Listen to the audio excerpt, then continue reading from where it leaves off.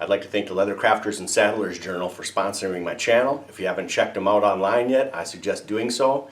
They put on great shows, do a lot for the leather crafting community, set up instructors for classes. The trade show is a great place to get tools and everything else. And they also have competitions.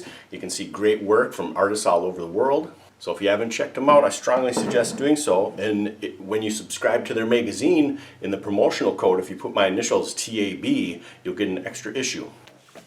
So I mentioned in my patterns a couple different times that instead of just punching holes for all the marked stitches with a hole punch, you can use a stitching chisel. And I made some parts here to just show the differences in that. This top one here is a stitching chisel and the bottom one is the hole punch. The hole punch doesn't look quite as clean, especially with undyed leather here. But there are a few bonuses to that. It gives you just a little bit more playroom.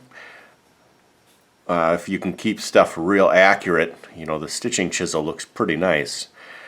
But it's really not necessary, especially if you pull your stitches good and tight. And you can see on this one too, the top one is the stitching chisel.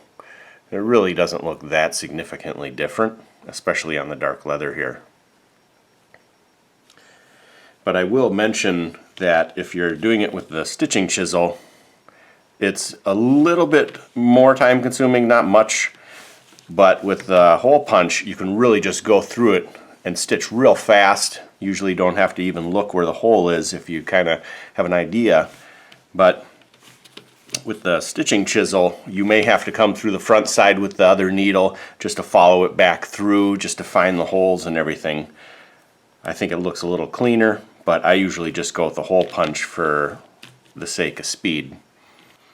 The other thing with the holes, you can go through it and either have the thread go down every time as you come through and the other one go on top of that, or vice versa.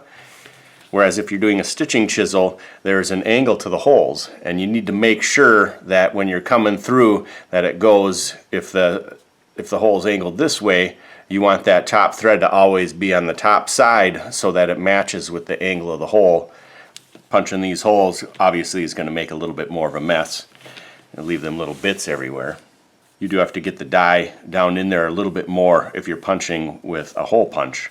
If you're doing a stitching chisel, you don't have to get down there quite as much. If you're dyeing, I still suggest trying to get in there as best you can. But you can tell you don't see as much of the inside of the hole.